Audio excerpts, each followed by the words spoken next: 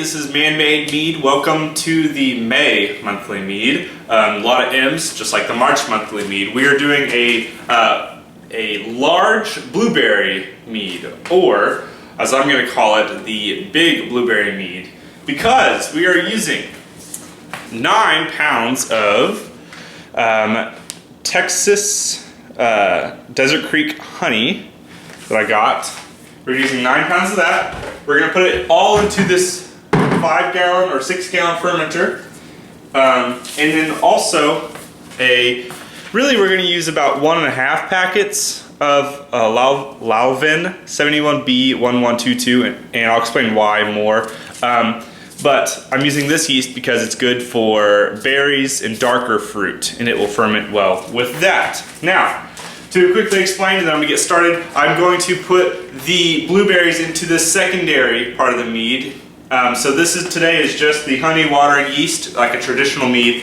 And then in that secondary, I am going to put quite a few blueberries, because eventually they'll rack over, and I'm going to leave it in for a long time. But I'm going to put probably about 6 to 8 pounds of blueberries. But you know, that's going to be, that'll be later on, so I'm not worried about it. I'm going to start, I'm going to hydrate my yeast. Hydrating my yeast, I need some water, of course. I'm just going to use a little bit. Earlier I said I'm going to use a little bit more than the 5 grams of yeast today, and that's because I have a feeling that my gravity is going to be higher. And whenever your gravity is higher, you need to use a little more yeast so that the yeast will do okay to work through all the sugars. You don't want to overwork them. So I'm going to use about 1.25 packet, or 1.5-ish, and that way I have plenty to cycle through all of the sugars of the honey. So 1.5 packets of these today. This is going to get up to about 109 degrees, and then I will go ahead and pitch this. And I'm also going to use my 2 other ingredients, which I use every time, and they are the Fermentation K and the Go Firm Protect. Now these are both great for putting with hydrating and actually giving the nutrients. Now what I'm going to do today, this is really great for rehydrating properly. This is the nutrients, and I'm going to put it in as well. And you know, I think that I've gone through this enough to say, but if you want to know more about why you use these things, find the video on my channel, and it will tell you all about rehydrating and giving your yeast nutrients. Now this is going to get to 109, and then I'm going to add it up, or add in the yeast. While we're waiting, we're going to go ahead and get some of our must going. Many of you know I like to use a carboy for my shaking and stirring, because it's just easier to use. So I'm going to go gallon by gallon and put my honey in with this. And I'm going to watch my yeast water as well to make sure that that does not go too far.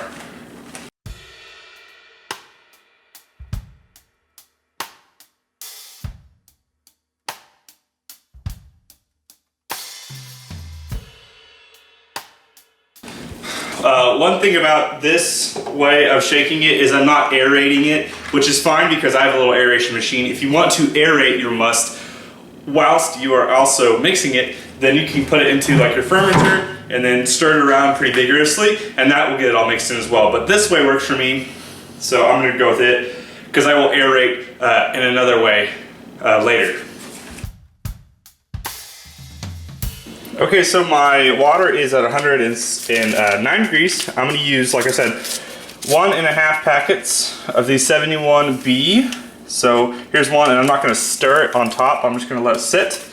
I'm going to use about half of this one. So really I'm getting essentially about 7.5 grams. And that will be plenty of yeast to suffice for this mead. Just a little more. Now I want to also use my Go Firm Protect, which is good for giving the yeast their nutrients, and this will help. This recommends to do it during the hydration stage. And I have to use 1.25 grams per per 1 gram of yeast. So I need about 1.25, about 9 grams. So here is roughly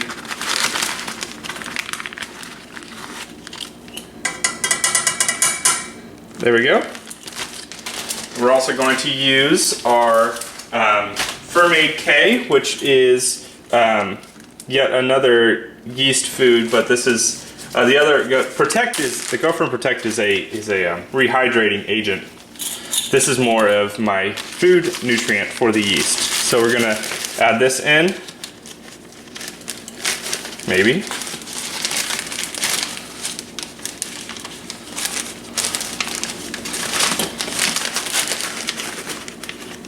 And I only need, for this one, it is 1 gram per gallon. So I need about 3 grams. So I'm just gonna do a little bit more. Just enough. Good. Okay, so we're done with that. I'm gonna let that set for a second and then I'll stir in just a few minutes. Right now it's all setting on top, but the yeast will start to combine with it. So I'll start in just a few minutes.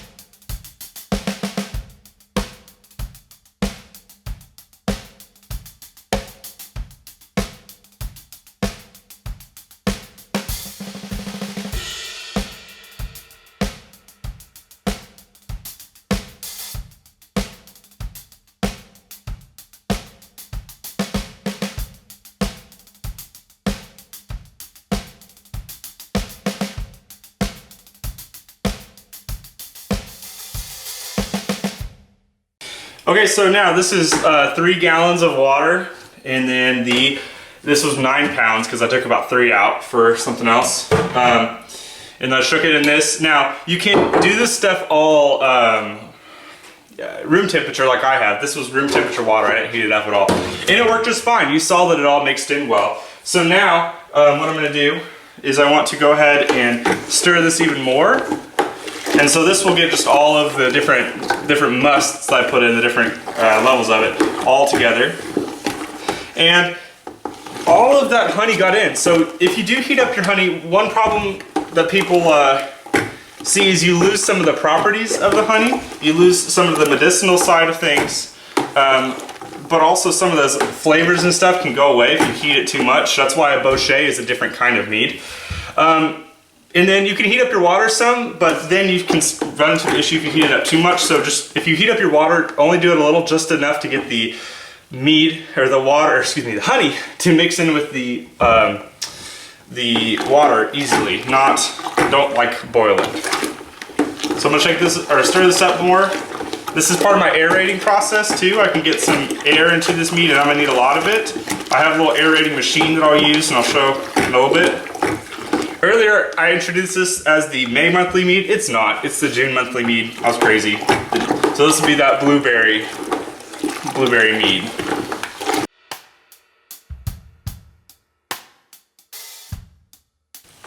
All right, now we wait for our yeast water to sit for about 30 minutes and then I'll be right back and then we'll go ahead and acclimate the yeast water to the must water and then we'll mix it all.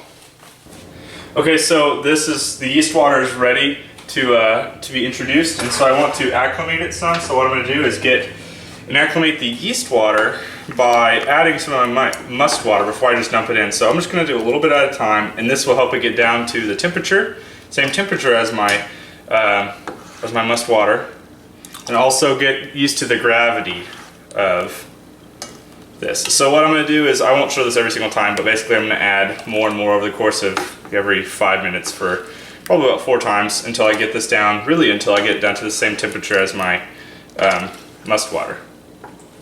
Okay, so I've gotten this into my tube. I'm going to do a quick gravity reading. So let's see where the gravity is at right now. It is at about 1.0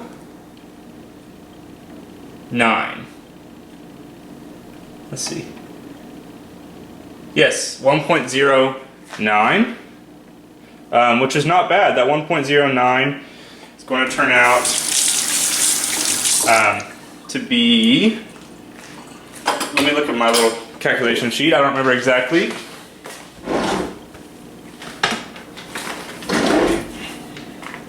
.09 is a possibility of 11.7 ABV. So it's not a super strong mead, but that's okay.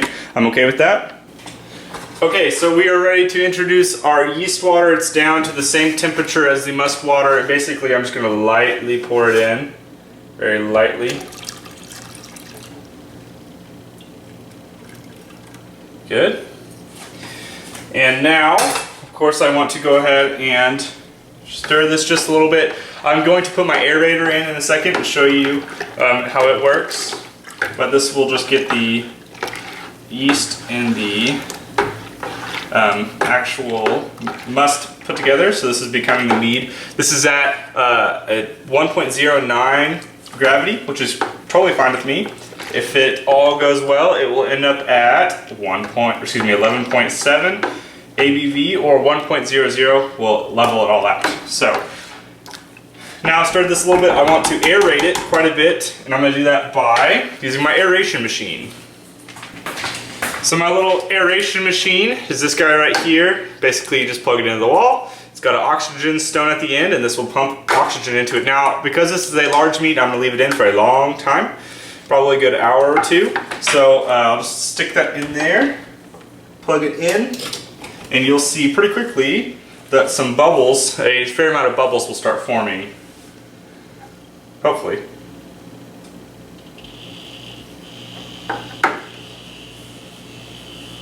Yeah, so as these bubbles start going, they're getting oxygen into it, making sure I have plenty of stuff for the yeast to hold on to.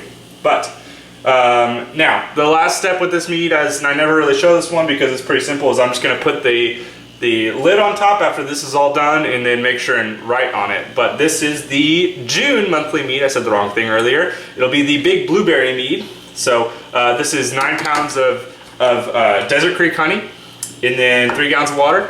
And then also, I'm going to put probably about between 6 and 9 pounds of blueberries, probably closer to 9 pounds of blueberries in the secondary after this is sat for a long time. But I liked my blueberry mead. I want to make a bigger one. And so this is going to be the Big Blueberry Mead. If you guys enjoyed this video, please leave a like. If you want to support me, there's a PayPal link for donations down below. Everything helps big time. Buying honey is not cheap. You know, this is technically like on the cheaper side of honey still at about $70 or $80 for a 12 pound. So, and I want to make lots of meads for you guys, make lots of videos, and be able to buy things to make my videos better. But thank you guys for watching. Support me down below. Watch all my other series and stuff. And I will see you guys in the next video. Cheers.